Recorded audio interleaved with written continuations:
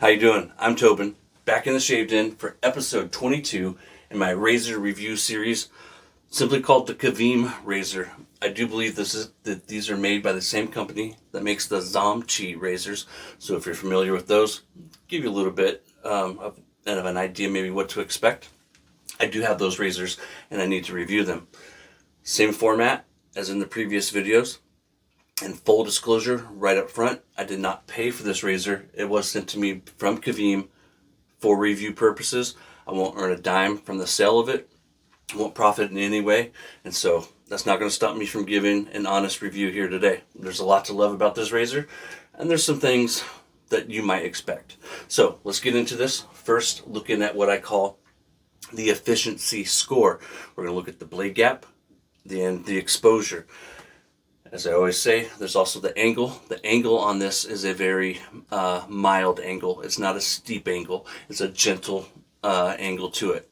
The blade gap. Well, first let's talk. The exposure is neutral. Now, I measured the blade gap myself like I do with every video.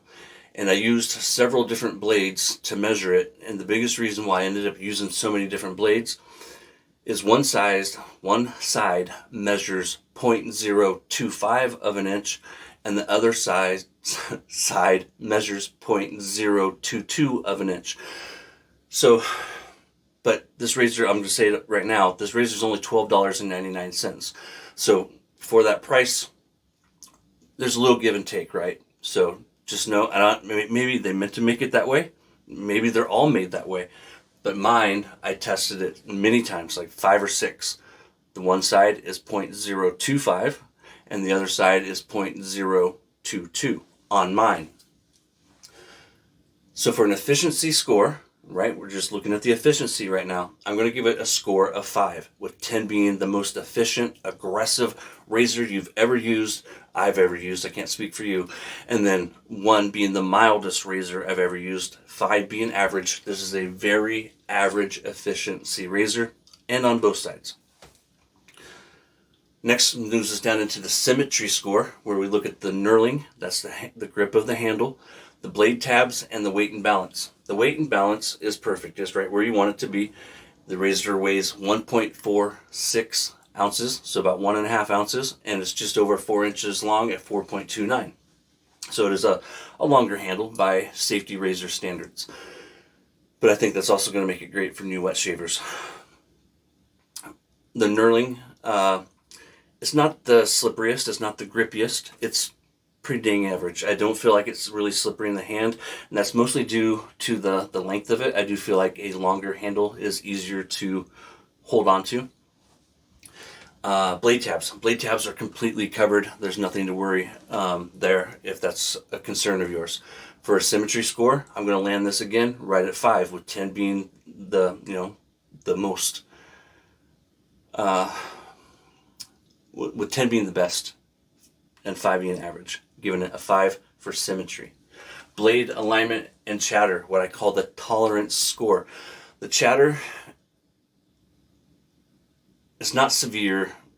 Again, I think it kind of falls into the average when we're talking about razors at this price range. You're not going to get a $300 or a $100 performance out of a $12, $13 razor, okay?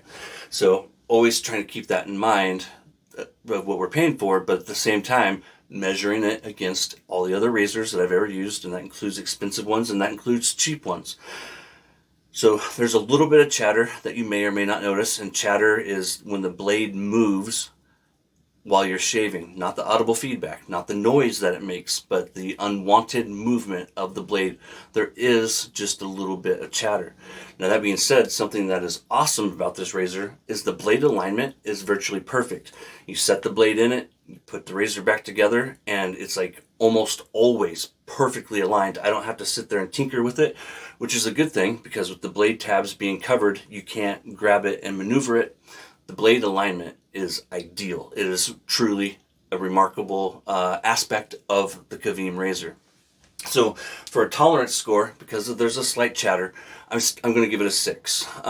If there was no chatter, I would give it much higher because the blade alignment is perfect, which again makes this ideal for a new wet shaver, because a new wet shaver isn't going to be looking at the alignment of the razor, because that's something that is a foreign concept to most new wet shavers in my experience. It goes down into what I call the permanent score. We're looking at the durability and the construction materials. So they sell this on Amazon for $12.99. They have listed on there, it just says metal.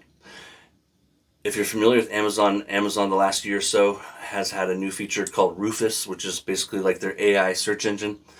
I asked Rufus what it was made out of. It said stainless steel. I think it's referring to the blades. I'll talk about that in a second. It's not stainless steel. It is not stainless steel. It is a metal. I believe it is a cheaper Zamac. There's different grades of zinc alloy, different grades of Zamac. I have no idea what they're actually using, but I would say that the handle is Zamac and that the head is Zamac. So for a permanent score, I'm going to give it a 5. It's just average. I think that this razor should last forever, as long as you're not dropping it or, beating somebody over the head with it. Like I've said before, in case you're new, the place that most razors are going to fail are going to be right here on the post. The post will break off, and I really feel like I've had this for probably about 3 months now and used it many times. I used it in my Doppelganger 2 review. There'll be a link to that in the description if you want to see me shave with it. I don't see any reason why this razor won't last. So for a permanent score though, because it's Zamac, and there's some questions in my mind about what it's really made out of, I'm just going to give it a 5. It is, again, a very average score for a razor. Not the best, not the worst, but again, $12.99. So that brings us down, so very average all the way around, right? Friendliness to new wet shavers. I have a rule of thumb for new wet shavers. Don't spend less than 30, don't spend more than 50. But the last couple of years, more and more razors have been coming out to the market that are very affordable and that will deliver a great shave for a new wet shaver.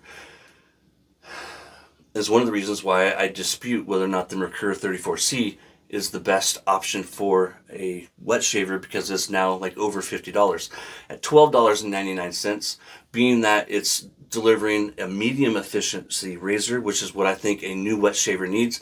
A new wet shaver doesn't need something that's too mild, because then they're going to feel like they're not getting a good shave, and they're going to have to then do multiple passes, which is going to cause irritation, and that's going to make them not enjoy the shave. And then the same thing, if it's too efficient, too aggressive, they're going to have a bad experience. So I think that a middle of the road efficiency level razor like this one is a great option. And there's a lot of things, from the symmetry score, the tolerance, and then the permanent score. I think this is one of the best options, one of the best razors that you can gift to a new wet shaver, and that I would recommend to a new wet shaver. I'm going to give it a 10 for friendliness to new wet shavers. 5 being, question it, talk back and forth about what their needs are as a shaver, or how many razors they've used. When I say new wet shaver, I mean a first razor, a first safety razor. So a 10, friendliness. Sorry, I got a little bit of a head thing going on in my sinuses. Value. $12.99, 2 days shipping, plus you have the Amazon guarantee that if you're not happy with it, you can send it back within 30 days and get your money back if you're a Prime member like I am. If you're not, why aren't you? Come on, man. So I'm going to give it, again, a value of $10. This is a great travel razor. It comes in this little sturdy little box.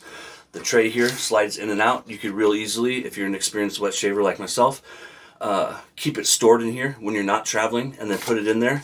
I've never lost, knock on wood, dresser, I've never lost a razor on any of my outdoor shaves or any of my travels, but I have lost a splash. I forgot it at a motel room.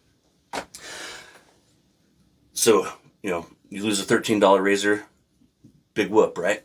and then you can always have it mailed to your hotel room in just a couple of days. If that happens to be, you know, an extended stay, you should be able to get it fairly quickly. A value of 10, and it comes with these blades. The blades aren't the best in the world. If you've used the Zomchi blades, I believe they're the exact same blade, just rebranded. They're very similar to like a Bali or a Lord. They're, again, just very middle of the road when it comes to sharpness and the efficiency of the blade. I think that's a great blade in this razor. I've used 3 of them. Again, I'm not going to profit from this, but I really think that this is a great razor for a new wet shaver. And if you already have an established collection like I do, I think it makes for a great carefree travel razor. It's good stuff, Maynard. It really is. And for me, it's the little big things. It's always value in this series. And even though I didn't pay for it, if I would have spent $12.99, I would feel like I got my money's worth. If I spent $20 on it, I would still feel like I got my money's worth. Take care, guys. I'll see you next time.